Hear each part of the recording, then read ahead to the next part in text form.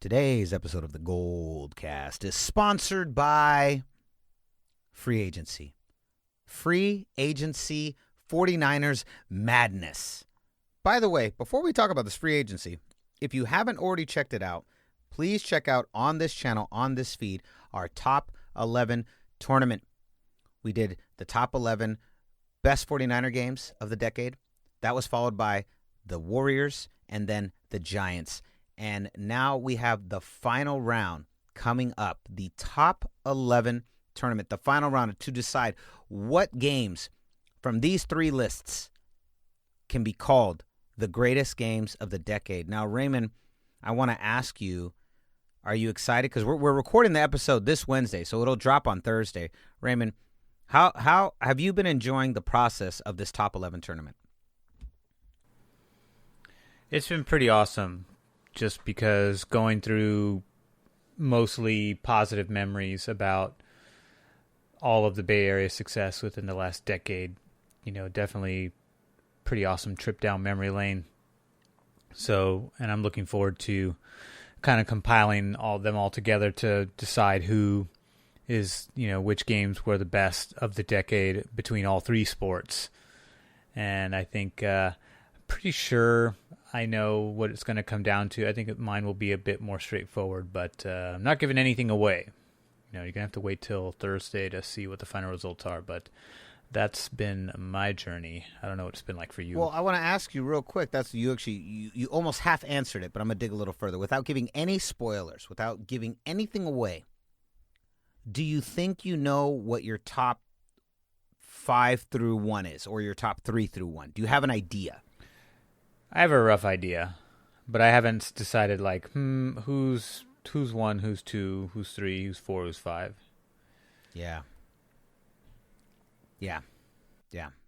I have a rough idea too. I think I know what the top 5 games are. I'm just not entirely sure what order I'm going to present them in. That's the main thing. So I agree. Okay, so back to this though. Let's go back.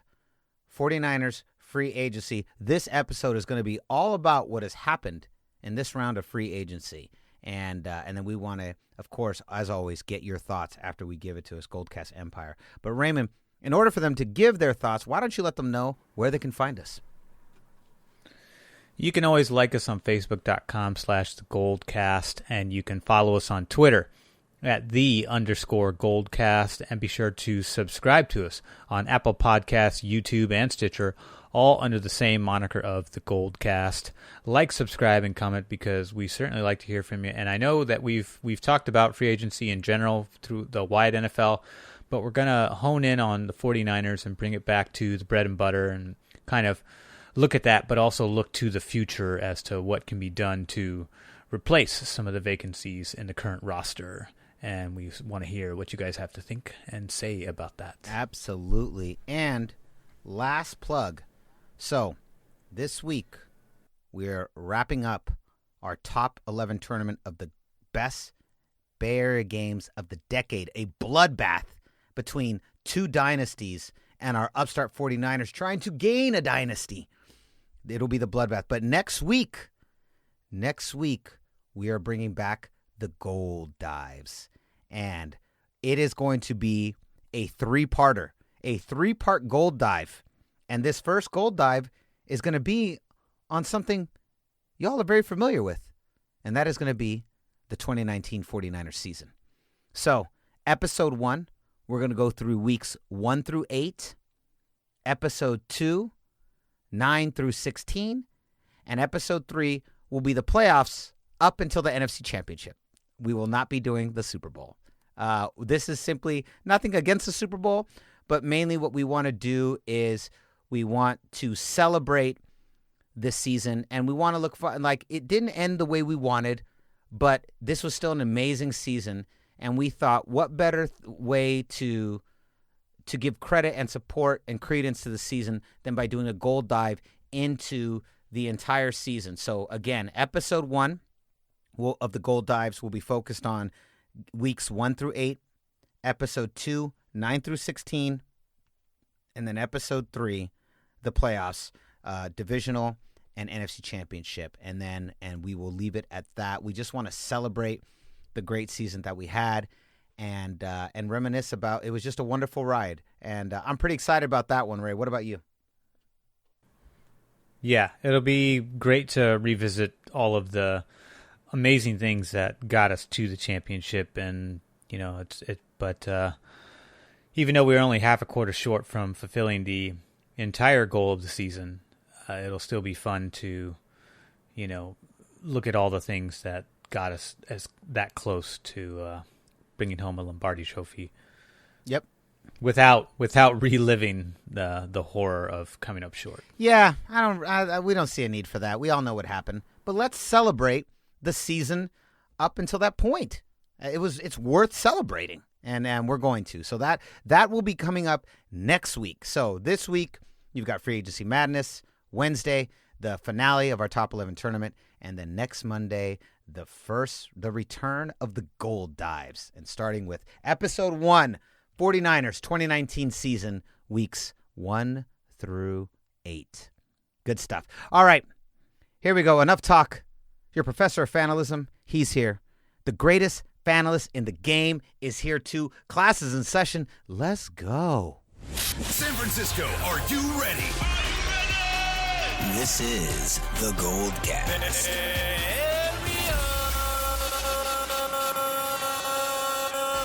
Boom.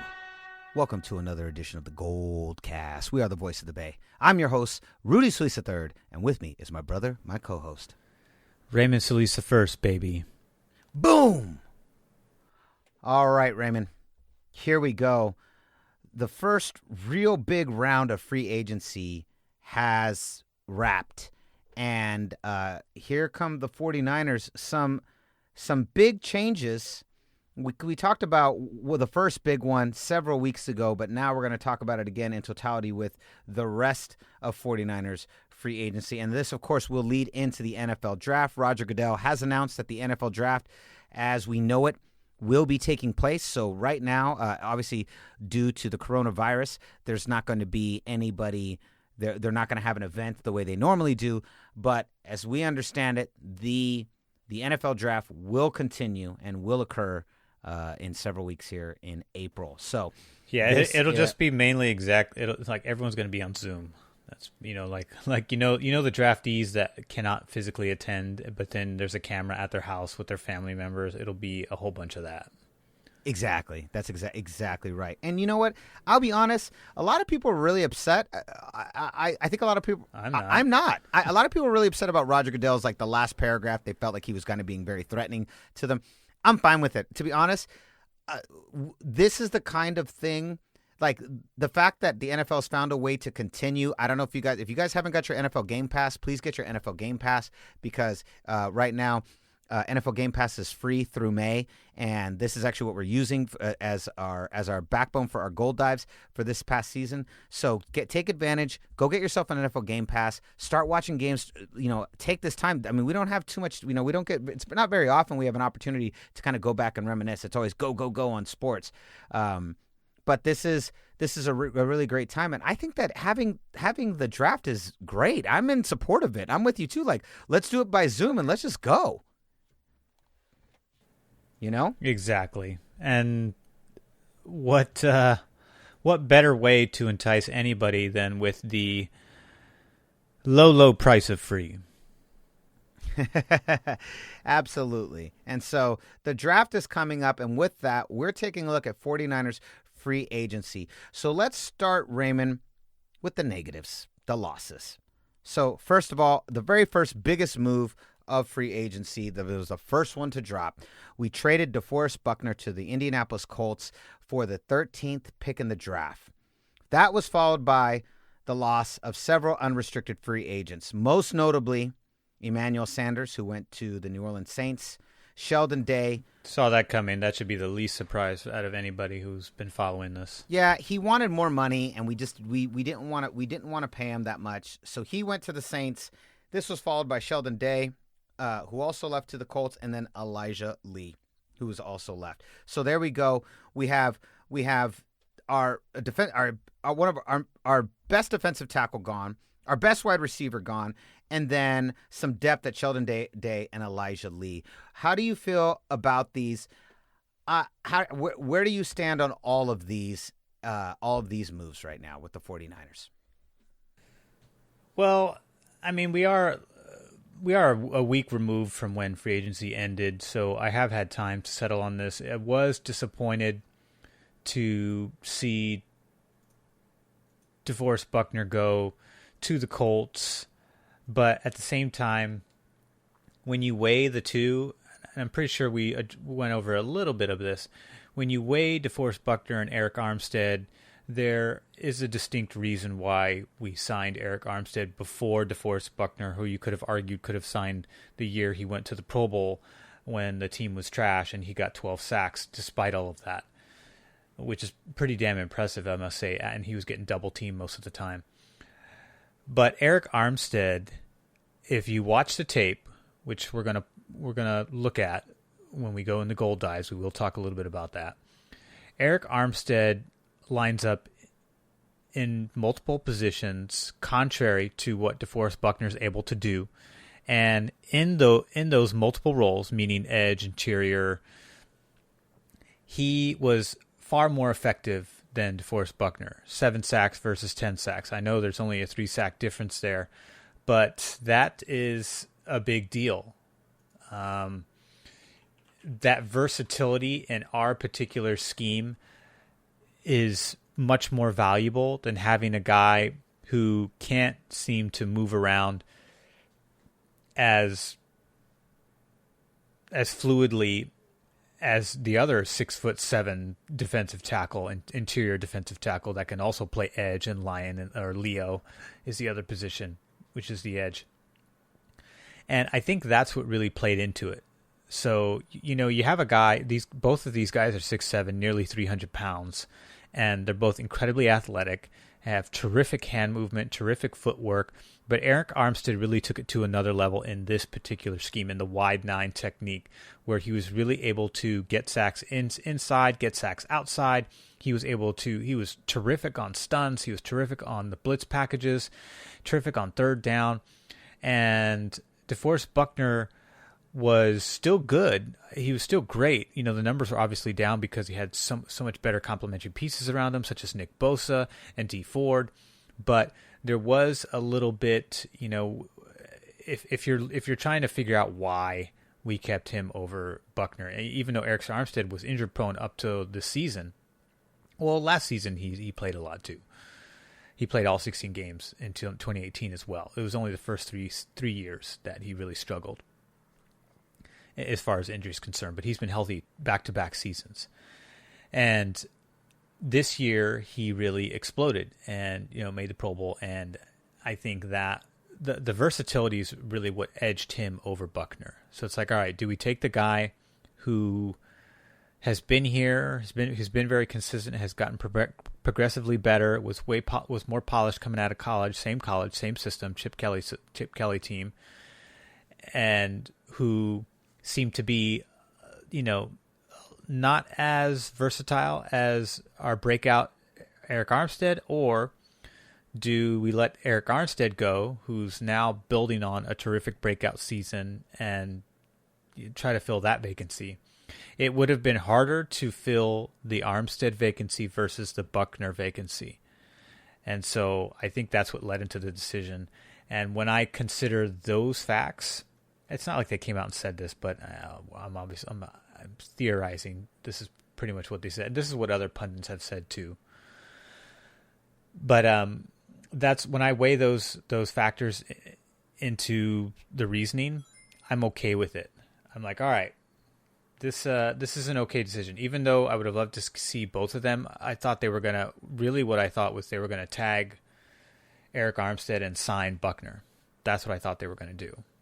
But they let him go and ended up getting a pivotal draft pick that we needed anyways. That could be either we'll talk about it some more. I don't want to get into it just this moment, but that's kind of how I saw it. I don't know how you weighed it in, but that was the articles and the feedback we were getting. You had one player who was far more versatile in the wide 9 technique defensive scheme versus a player who was not as versatile, but still very effective, and still, that void is it's not like his absence is going to go unnoticed. You know, it's not like he was ineffective. He was completely effective, and he was terrific in this scheme. So missing another 6'7", 290-plus pound player we're going to see it next season. It just depends on the rotation of players that are going to fill that void, whether either it's a draft pick or the existing roster.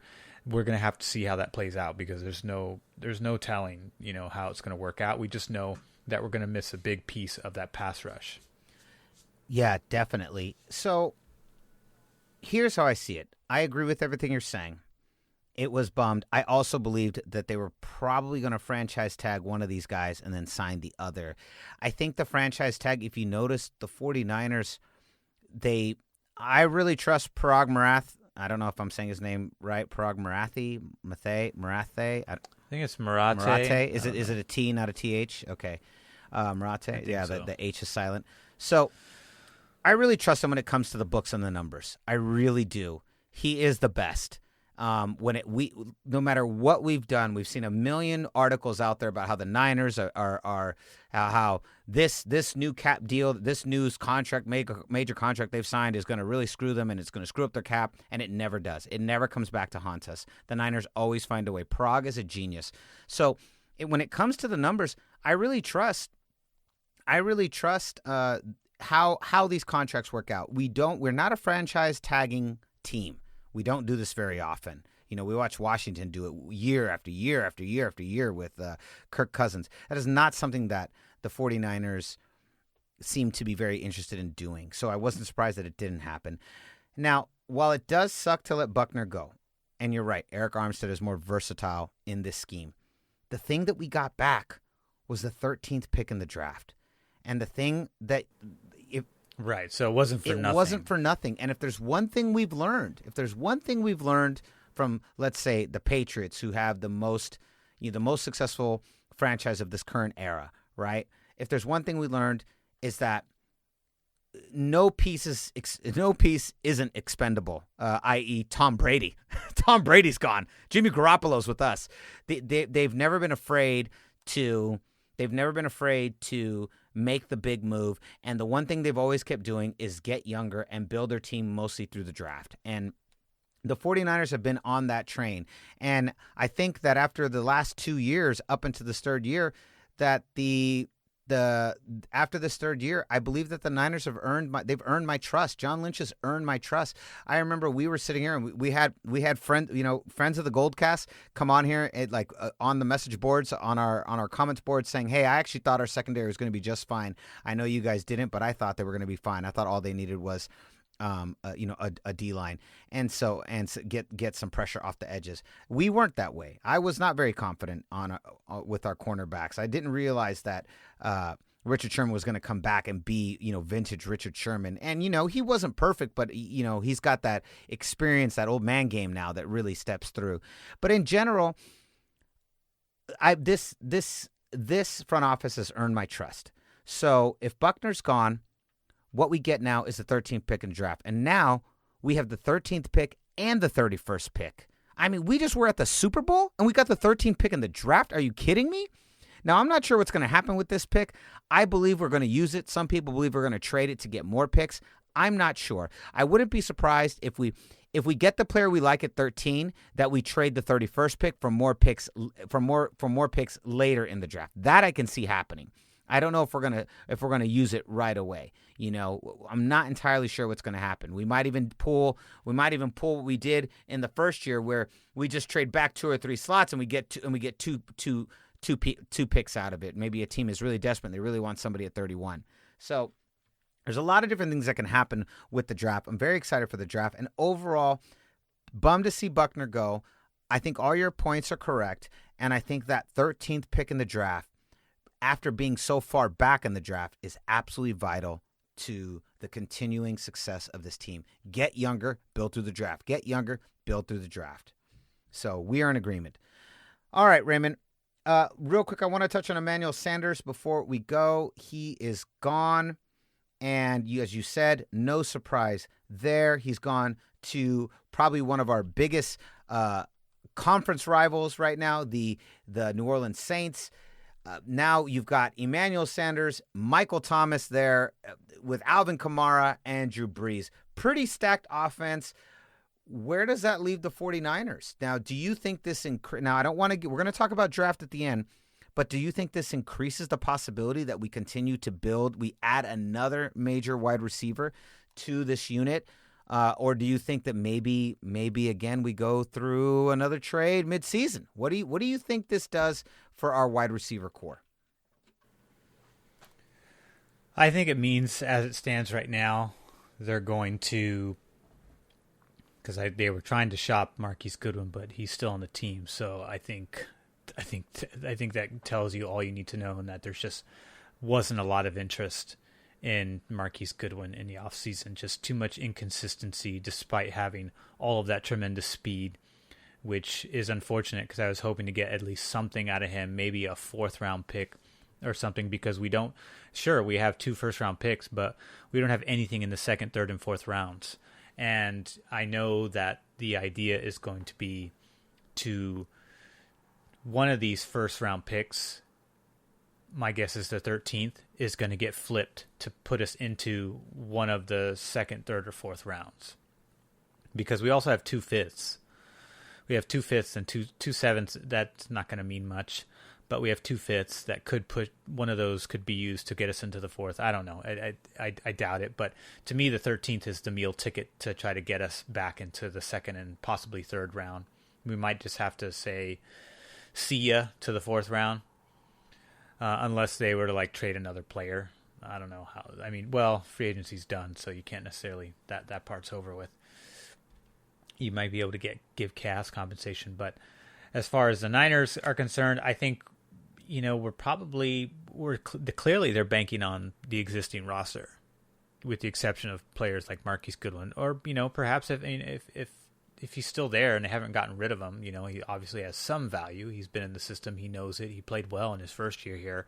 But personal stuff outside of football has really kind of distracted his focus. And he's focused on building a family, which is commendable and certainly within his right. But it certainly shows on the field in terms of his effectiveness and being a bigger part of this offense like he was when he first came over.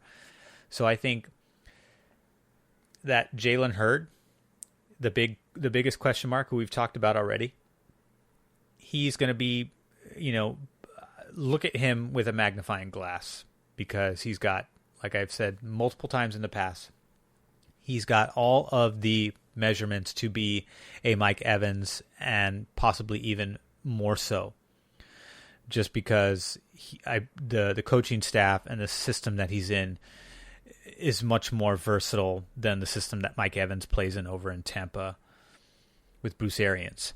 So I think that the ceiling is higher for Jalen Hurd to become more dynamic than a Mike Evans. And the other thing that Jalen Hurd has going for himself is that he also is a running back converted into a wide receiver. So he has versatility that the 49ers love. The versatility that we see out of a Tevin Coleman, the versatility that we see out of Raheem Mostert, the versatility that we definitely see out of Kyle Juszczyk.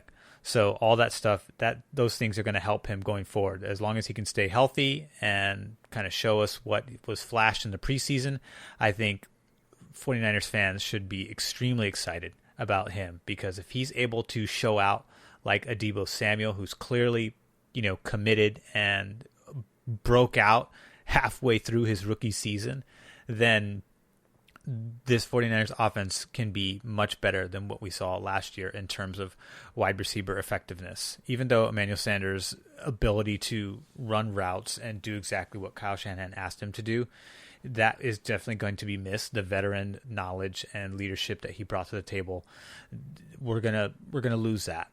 But what we gain is, it's like, hey, the younger guys have to step up and step into these roles, because Jalen Hurd is coming back healthy this time, and so how much room is there for guys like that, and that's going to, Marquise Goodwin's still on the team, so everyone's going to be challenging each other for that starting position. So I think that wide receiver is going to be a big component in this offseason, especially once OTAs and all that stuff starts. Although, with the virus thing, seems like that stuff might be delayed. It depends, where we've already gotten delayed for another month. So I'm curious how they plan on addressing that aspect, because if it does get prolonged further, then that's going to eat into OTAs and and all of that training. I mean, baseball still hasn't started yet, so we'll have to see how that goes. Absolutely. So let's move on, Raymond, to our re-signs. So as already mentioned, we re-signed Arik Armstead, re-signed our boy Jimmy Ward, and then we re-signed Ben Garland. All really good, really big pickups. So while we lose Buckner, we lose Emmanuel Sanders, we lose some depth, we regain these three major pieces as part of our team again. Let's go. Just we lose two key starters, but we re-sign three key starters at the same time. Yeah. So let's go through. Let's just go down the list. Let's start with Arik Armstead and go down through Jimmy Ward and Ben Garland. How do you feel about Arik Armstead? Well, you've already kind of said this in depth, but let's put a button on it. Final thoughts on Arik Armstead getting re-signed. Needed to happen for sure. He broke out, and it's fine. It's actually kind of nice to see a Balky pick. I mean, Balky never really had too many issues drafting defensive players, and sure enough, we're seeing those dividends come around in huge payoffs as far as Arik Armstead's concerned. So super happy for that. Absolutely. And then they called him Mr. Glass, Jimmy Ward, who you now what's your new name for Jimmy Ward? Iron Man. Iron Man. The Iron Man, Jimmy Ward. He has now been signed. What are your thoughts on the Jimmy Ward signing? I'm happy about it. I just want to, I'm just hoping that he can build off of the mostly healthiest season he's ever had in his career and be able to maintain that, because we're going to need him going forward. Absolutely. And you know what? Can we say this? It hasn't been said enough, and even despite having a lot of injuries, we had a shit ton of injuries in the middle of the season. Overall, major props to our brand new, completely revamped strength and conditioning program. Don't you agree? Way better. Yeah, everyone was able to come back. Yeah, everyone. Way better. Huge. And that goes, I got to tip my hat up to John Lynch for searching high and low and really putting together a staff. And, they talked about how it's completely been revolutionized, that everything's completely different now. So it's been everything's seamless. Like, that was the big thing. So I guess the way the system was before, it was all compartmentalized, and now all of the different departments of staff, whether it's nutrition or strength training, like all of them now work cohesively together for this one like giant seamless, overseeing crew of health and fitness. Like, it used to be separate, but I guess now it's not. Everyone communicates with one another, and everyone knows what the other department's doing and how to synergize with one another. Yep. Yeah, it's great. And so props, and this is, maybe I would say Jimmy Ward's a good example of thriving under this new regime. All right. Yeah, Arik Armstead too. Mm-hmm. Yeah. Yes. All right, moving on. Ben Garland. Big piece, another piece that really showed out, especially with some of the injuries we had. How do you feel about the re-signing of Mr. Garland? What more can be said about offensive line, the guys that need to protect Jimmy G? So, and by the way, he's also the center. Mm-hmm. So he plays center, and he's a veteran. So he went undrafted in 2010. And he's been terrific for us. So bringing him back for another year is pivotal, because he knows the system. He's basically the quarterback for the other offensive linemen. And when he went down, we were able. Or I'm sorry, not when he went down, but when Weston Richburg went down, Ben Garland stepped in and was really able to allow the line to keep going at the same clip that it had gone before his injury. Yeah, they maintained continuity. Yeah, exactly. And so having him there is going to be really important, just because the center position, we need both of those veteran players there. Even though Ben Garland's a little bit older, Weston Richburg is obviously older too. Obviously we're going to have to address those positions going forward. So don't be surprised if 49ers are also going to add some offensive linemen in that draft class. So I think you got to draft offensive linemen every year because Joe Staley is most likely, Joe Staley's and Weston Richburg and Ben Garland. These are all veteran players that are in the twilight of their career. Joe Staley's really the closest to retirement out of all these guys, and that is going to have to get addressed sooner or later. So bringing back everybody from the offensive line from last season is going to be huge for Jimmy Garoppolo, the running attack, the passing attack, pass protection, and the run blocking going forward. So we have every single piece of continuity that you could want coming into this next season. So just, in other words, expect the run blocking and the pass protection to be much improved with knowing that we're going to have the same players gelling once again. Absolutely. Agreed. Ben Garland, great, and I'm with you. We could draft an offensive lineman every year, and we should, and I'll always be happy. Somebody said that. Someone said it on Twitter begrudgingly. They were like, I really want the 49ers to draft a wide receiver, but knowing them, they'll get some offensive lineman in the first round. And it was like, and like in a kind of, facetious manner. And I was like, listen, I responded right on Twitter. I'm like, we could draft an offensive lineman every year, and I'm completely okay with that. And he kind of laughed. I don't think he realized I was serious, or he was, kind of like whatever on me. I'm like, y'all want the sexy pick. I want the O-line and defensive line all day, every day. Haven't I said this forever? You build from the middle out, and you always, every year there needs to be an offensive lineman drafted. Every year. I'm with you, Ray. We're in 100% agreement. I'm glad we see the same way. That's why we do the GoldCast together. All right. Moving on, though, that leads into the draft. See what I did right there? So, Raymond, let's talk about this. There's a lot of talk, a lot of mock drafts. They're all starting to rev up, especially now that we know the draft's happening no matter what. So let's talk about some of the guys that seem to be really on the radar. And there's 3 positions that everyone believes that the 49ers are going to draft one or possibly 2 of these 3 positions in the first round. And that is cornerback, defensive tackle, and wide receiver. No surprise on any of them. We just lost a wide receiver. We just lost a defensive tackle. And most pundits agree that the cornerback situation in San Francisco could use a little beefing up. So it makes a lot of sense that this would be that these are the positions that most analysts believe we're going to draft. And here are the players, Raymond. Here are the players that most people think. We're going to draft C.J. Henderson from Florida at cornerback. That's the one who's getting the most votes right now. These are the guys that are getting the most votes. Most analysts are saying we're probably going to draft. Javon Kinlaw from South Carolina, defensive tackle. And then everybody's favorite, Jerry Jeudy out of Alabama, wide receiver. So let's talk about these guys. How do you feel? Right. This is assuming we keep the 13th pick. This is assuming we keep the 13th pick. Exactly. How do you feel about these positions? Which one of the 3? We don't follow college. We're not big college guys. But of the 3 positions, Raymond, which is the one that when you hear it, you're the most intrigued by? We've obviously done a little research on these guys. We've read up on the big players. But what do you think about these 3, and who's the one you're leaning the most towards? Man, it's tough because all 3 of those positions are a position of need, because we know that one side of the corner is inconsistent, Ahkello Witherspoon's side, although Emmanuel Mosley seems to show a lot of promise in being able to retain that starting position and play at a high level.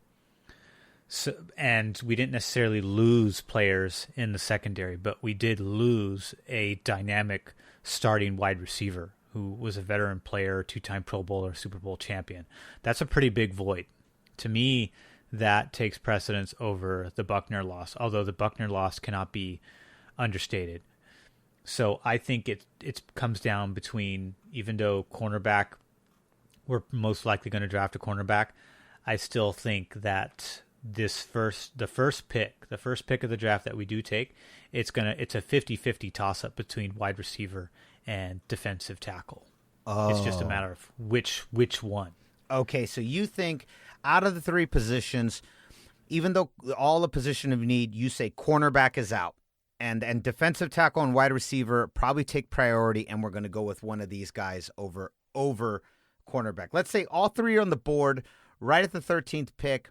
You're saying 49ers are either going to go wide receiver or defensive tackle. I think so. And because part of it is also scheme fit, too. You don't just pick a guy because, you don't pick a Quentin, what's his name? Quillen Williams just because he's huge and he's similar size to Aaron Donald. It's got to be a good scheme fit. Nick Bosa fit like a glove, although I think he would have probably done terrific no matter where he ended up. But he did shine extra bright on our team because he had three complementary pieces around him that allowed him to shine as well as he did because he was obviously very ready. So I don't think he would have put up the same numbers, if he was on for example, a really shitty team like Cincinnati. But I do think that he was able to flourish in a system that really complemented his skill set and what he did in college. He just played the same position he did in college. So he was able to kind of pick up where he left off and do amazing things.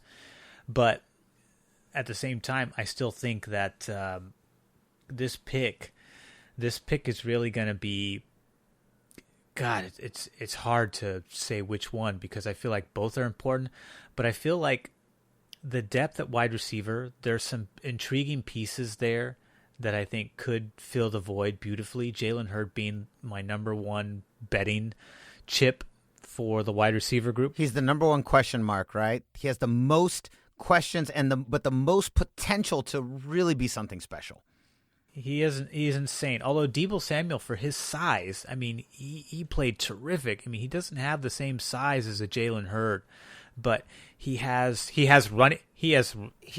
the new Cooper Kupp of the NFC West. That I really believe that, and I don't mean that hyperbolically. I really believe that Deebo Samuel is the new Cooper Kupp of the NFC West. That's the new wide receiver that is just you cannot scheme for. He is a bad Mo effer.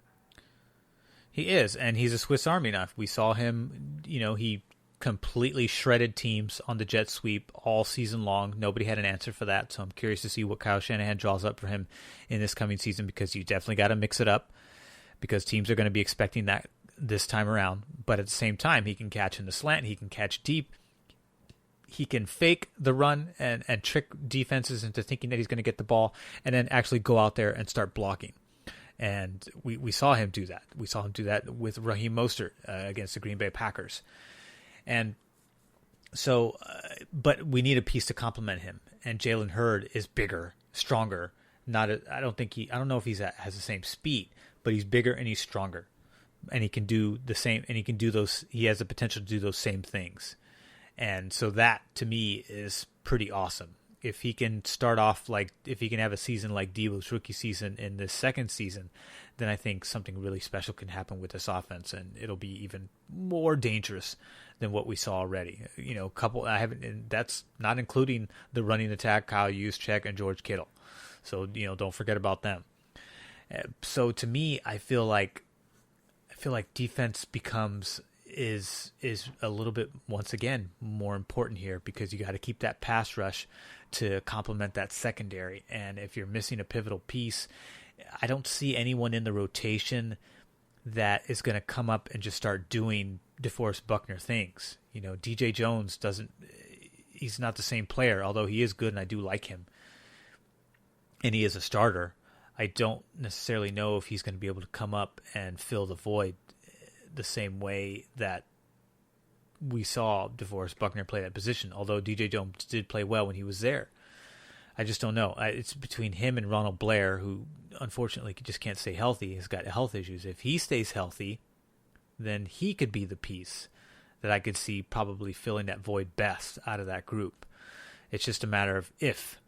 So to me, I feel like there's a little bit more unknowns with the void at interior defensive lineman. So I think that, in other words, I'm leaning towards that position only because everything that I've broken down tells me that perhaps the Niners might be leaning in the same direction too. I don't know if obviously they don't look at the roster the same way we do, but, from the outside looking in with an unqualified eye, that's what I'm seeing. I'm seeing that there's a bit more although you could make the same argument for Jalen Hurd, but I just don't. I don't see that. I don't see that with Jalen Hurd. I think he's going to be healthy, and I think he's going to do some pretty awesome things. He's the player I'm most excited for in this offseason. Just like Nick Bosa was the most for me going into last season, just because we knew what he was we knew he was the missing piece to the defensive line. We just didn't know he was going to be that awesome. Yeah, coming out of the maybe gate. the best edge defensive player in the league, better than everybody. Yeah, he was. Yeah, there was one other rookie that did well. I played for Jacksonville. I forget his name, but he did really well too. I think he had like 11 sacks or something too. So there was no, he wasn't the only one, but he was on. But Jacksonville was a mediocre team that didn't go to the Super Bowl, so that's the reason why you get overlooked in that regard. But yeah, so to me, I think Niners go defense again. That's what I'm saying. So of the three positions, I agree that cornerback is probably out. I could see them getting him in the later rounds. This is a very deep wide receiver class, and in fact, they say it's one of the deepest wide receiver classes that we've had in years. So I agree that I'm also just considering the depth that we do have at wide receiver. I wouldn't be surprised if they held off on wide receiver for a later round, maybe the 31st pick in the draft. I agree. Javon Kinlaw, South Carolina at defensive tackle is probably where they're going to go because it's the area of immediate lead that we don't have immediate depth. And it's purely for that reason. I don't really want to, I'm just yes-anding you. I don't really need to repeat anything you said. I'm in agreement. A lot of people in leading wide receiver, and it really might come down to who wins the coin toss in the office between John Lynch and Kyle Shanahan. It really might come down to that. It really might come down to which guy presents a better convincing argument in the war room. So I agree it's probably a 50-50 toss-up, but if I was to bet my money, you got Jalen Hurd coming back. You got that 31st pick in the draft. You got an opportunity to grab another wide receiver at that point. I think what you do is you go defensive tackle to add more depth, add a big rookie piece, and then you go wide receiver at the 31st pick in the draft, or possibly trade it for a second-round pick and you grab your wide receiver there. That's what I think the 49ers do. Yeah, I don't think they're going to get like a Jerry Jeudy. I think there's other teams that have need at wide receiver that are before them. They're most likely going to get him. And the Niners, truth be told, my money, they're most likely going to use that 13th pick to get back into day 2 of the draft and day 2 and possibly day 3. Because that 13th pick is worth a lot to a lot of other teams, and they're willing to give up second and third round picks for that. So if we can flip that for second and third round, I would take that over just keeping the 13th, in my opinion. You can still get quality picks in the second and third round. Obviously, there's a lot of proof and data to that. So, not everything is going to be found in the first round. So you're saying, I see what you're saying. You're saying I get it. Flip the 13th pick for a pick in the second and the third. Keep the 31st pick, grab the 31st, and then flip it, and then get something in the second and the third rounds, and just and build out that way. Yeah, you trade one pick for 2 extra picks in 2 rounds that you don't even have picks in already. Yeah, that sounds very John Lynch-esque, just based on his last couple drafts. That sounds very on par with what the 49ers would do. And this, and out of all the seasons in the John Lynch, Kyle Shanahan era, we are the most draft pick starved this season. So it makes even more sense for John Lynch to do what he's been doing since he got here, which is acquire picks. Yeah, one of these picks is getting flipped. I think we both can agree with that. The 13th or the 31st, one of them is getting flipped for sure. Yeah. Any final thoughts, Ray, before we wrap up? Just that this is, barring any kind of prolonged extension with this pandemic, I think this is going to be a very intriguing offseason for the 49ers, and I can't wait for the draft because either way, expect a cornerback, a wide receiver, and a defensive tackle to join this team after April. Agreed. It's going to be very exciting, and, I will say this. This pandemic is going through at least through May and most likely June. And here's the great part, folks. let's say it ends in June, and let's all hope it ends as soon as possible. I think we can all agree that I hope it ends in April 30th. Yeah, me too. What the initial extension is right now. Yeah, exactly. I hope so too. But let's just say it goes through to June. Well, that means we only have 60 days left till the NFL's back, baby. So, hey, just look at that. The longer this goes, the faster the NFL is going to come back. And it will be back, and I think we'll all be back to normal in time for the NFL for sure.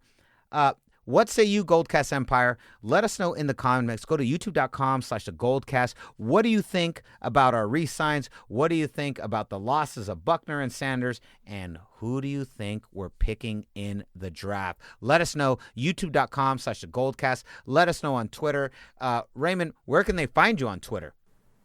You can always find me at Ray Solis on Twitter, and on Instagram at RaySolis1. Awesome. And you can find me at I am Rudy 3rd on all platforms.